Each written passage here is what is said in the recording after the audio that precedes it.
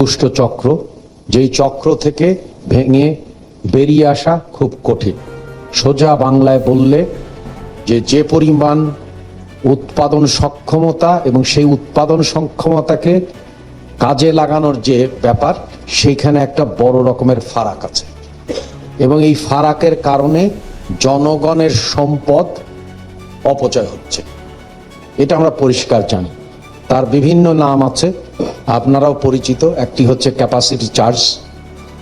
হ্যাঁ, আপনার ক্যাপাসিটি দরকার, কারণ হচ্ছে সবসময় একরকম চাহিদা থাকবে না। যিনি ব্যবসায়ী তিনি তো চাইবেন যে যতটুকু পরিমাণ দরকার হবে বা ভবিষ্যতে দরকার হবে সেই পরিমাণ উনি সরবরাহ করবেন এবং সেই পরিমাণ সক্ষমতা রাখবেন, কিন্তু কখনোই ব্যবহার করা হবে না, যেটা বাংলাদেশের ক্ষেত্রে হয়েছে। সেইখানে একটা সমস্যা দেখা দিয়েছে।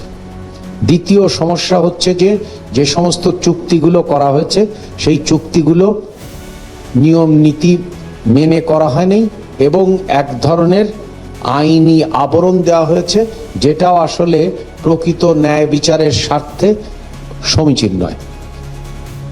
এবং তৃতীয় সবচেয়ে গর্হিত কাজ হচ্ছে যে জীবাশ্ম জ্বালানি থেকে বাসযোগ্য পৃথিবী করার জন্য যে ধরনের জ্বালানি পরিকাঠামো দরকার সেই বিদ্যুৎ বা জ্বালানি পরিকাঠামো গড়ে তোলা হয়। মোটা দাগে এই তিনটি নিয়েই চ্যালেঞ্জ নিয়ে আমাদেরকে যেতে হচ্ছে। এর সাথে শুরু হয়েছে যে আমাদের কোনো দোষ নাই, কিন্তু আমরা সবচেয়ে বেশি জরিমানা দিচ্ছি। অর্থাৎ মধ্যপ্রাচ্যের যে সংকটটি চলছে এর কারণে সাধারণত কোনো অর্থনীতিবিদ হলে, কেতাবি অর্থনীতিবিদ হলে বলতেন যে ধরনের দামের যে বৃদ্ধি ঘটেছে তার সাথে সমন্বয় করতে হবে। কিন্তু কোনো সরকার যদি জবাবদিহিতায় বিশ্বাসী হয় এবং মনে করে যে জনগণের কাছে তাকে জবাবদিহিতা করতে হবে, তখন তার পক্ষে এই ধরনের সমন্বয় করা দুরূহ। এবং মূলত আপনারা জানেন যে দুটো কারণে এটা দুরূহ। প্রথম হচ্ছে যে মূল্যস্ফীতি উস্কে দেবে, এবং সাম্প্রতিককালে যে সমন্বয় করা হয়েছে যদি খেয়াল করা যায় তাহলে কিন্তু মূল্যের স্ফীতি ঘটেছে।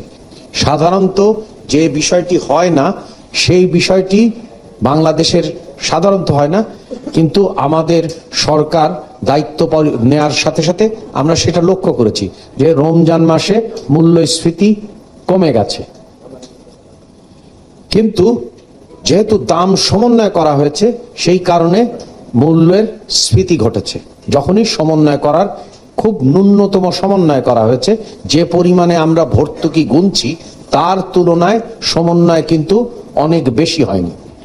আর তার সাথে ওই সময়কালে কৃষি উৎপাদন ব্যাহত হতো যদি ডিজেলের দাম বাড়ানো হতো। তো এরকম একটা পরিস্থিতির মধ্যে দিয়ে যাচ্ছে আমরা, আপনারা সবাই জানেন এবং সেই বিষয় নিয়ে আলোচনা করবেন। সরকার কি কাজ করতে পারে নবায়নযোগ্য জ্বালানির ক্ষেত্রে? আমরা বলার চেষ্টা করছি সরকার 5টি কাজ করতে পারে।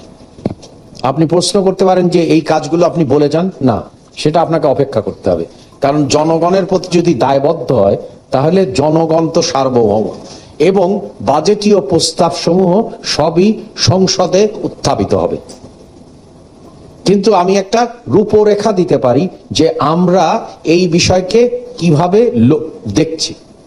সেই ক্ষেত্রে আমি 5টি বিষয় উল্লেখ করে আপনাদের কাছ থেকে বিদায় নেব এবং আমি আবার আমার ক্ষমা প্রকাশ করছি যে আপনাদের আলোচনায় শুনে আমরা ঋদ্ধ হতে পারতাম।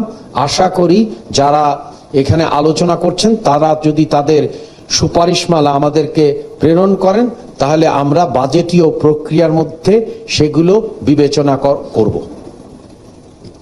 প্রথম বিষয় হচ্ছে যে আমরা যে পরিস্থিতিতে আছি এবং বাংলাদেশের অর্থনীতি বিষয়ে যে আমাদের চিন্তা, অর্থাৎ $1 ট্রিলিয়ন অর্থনীতিতে পৌঁছাতে চাই 2034 সালের মধ্যে, সেই অনুযায়ী তাহলে জ্বালানি কাঠামোর কি ধরনের পরিবর্তন ঘটা দরকার, অর্থাৎ জ্বালানি মিশ্রণটা কিভাবে হবে, বিদ্যুৎ এবং জ্বালানি খাতের ক্ষেত্রে মিশ্রণটা কিভাবে হবে, এইটার ব্যাপারে আমাদের একটা সুস্পষ্ট ধারণা আপনাদেরকে দিতে পারি, সেটি হচ্ছে যে এই ক্ষেত্রে নবায়নযোগ্য জ্বালানির পরিমাণ বাড়বে এবং সেই বাড়ানোর জন্য যে ধরনের প্রক্রিয়াগুলো অনুসরণ করা দরকার সেই অনুসরণ করা হবে।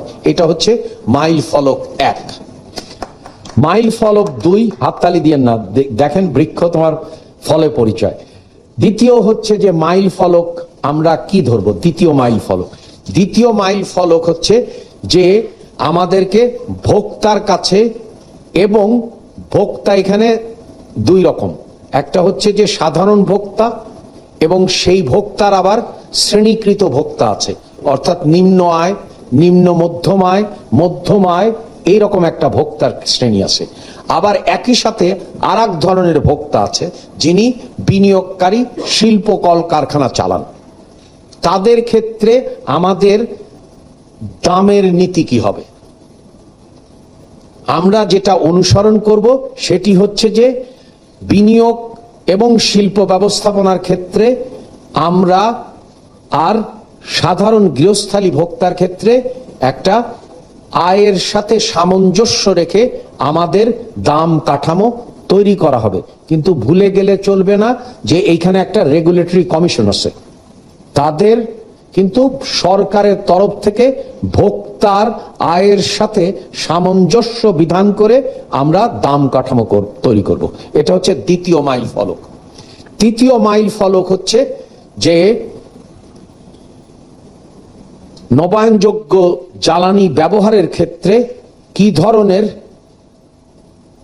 নীতি কাঠামো হবে, যে নীতি কাঠামোয় তারা উৎসাহিত হবেন।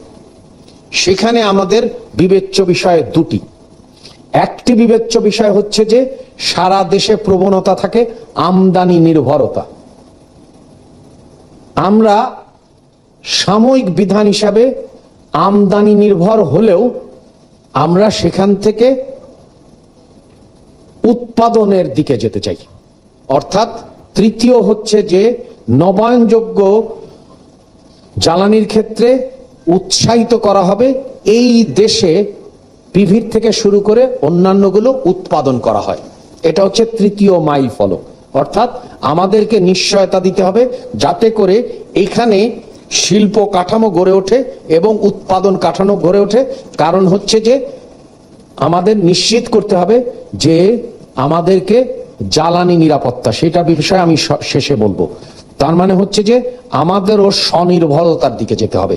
অর্থাৎ তৃতীয় মাইল ফলক হচ্ছে যে আমার স্বনির্ভরতার দিকে যেতে হবে। কারণ আমাদের অতীতের অভিজ্ঞতা হচ্ছে পুরো বিদ্যুৎ এবং জ্বালানি খাতকে অলিগার্কিক একটা ব্যবস্থার দিকে ঠেলে দেওয়া হয়েছিল এবং সেই ব্যবস্থাটা সম্পূর্ণভাবেই আমদানি নির্ভর ছিল, এবং যাতে করে বাংলাদেশে কোনো রকম জ্বালানি নিরাপত্তা না থাকে সেটার একটা নিশ্চিত করা হয়েছিল। এবং এখানে উৎসব করা হয়েছিল যে বাংলাদেশকে আর কখনোই আমদানি নিজস্ব বাংলাদেশের যাতে